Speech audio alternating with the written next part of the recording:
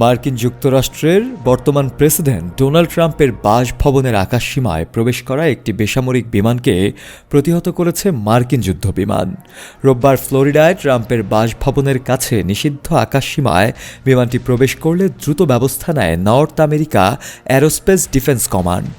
সংস্থাটি এক বিবৃতিতে জানায়, বিমান চলাকালে দৃষ্টি আকর্ষণের জন্য F-16 যুদ্ধবিমান থেকে সতর্কতামূলক আগুনের হালকা নিক্ষেপ করা হয় এবং পরে সেটিকে তাড়া করে নিষিদ্ধ আকাশসীমা থেকে সরিয়ে দেওয়া হয়।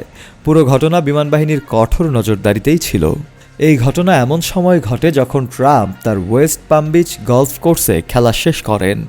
ফেডারেল কর্মকর্তারা ট্রাম্পের ক্লাবের আশেপাশে আকাশসীমায় বিমান চলাচলের ওপর স্থায়ী বিধিনিষেধ আরোপ করেছেন, যা 30 নটিক্যাল মাইল এলাকা জুড়ে বিস্তৃত।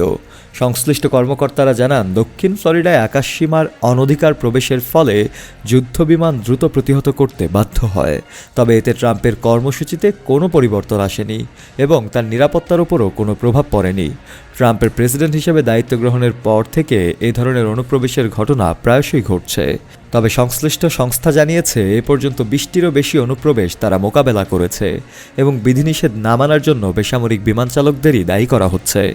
পাশাপাশি এ ধরনের ঘটনা ক্রমাগত ঘটতে থাকলে এর পরিণাম কতটা ভয়াবহ হতে পারে বা কী ধরনের ঘটনা ঘটতে পারে সেটি এখনও এক প্রশ্নবিদ্ধ ব্যাপার। শফেল মাওলা, কালের কণ্ঠ।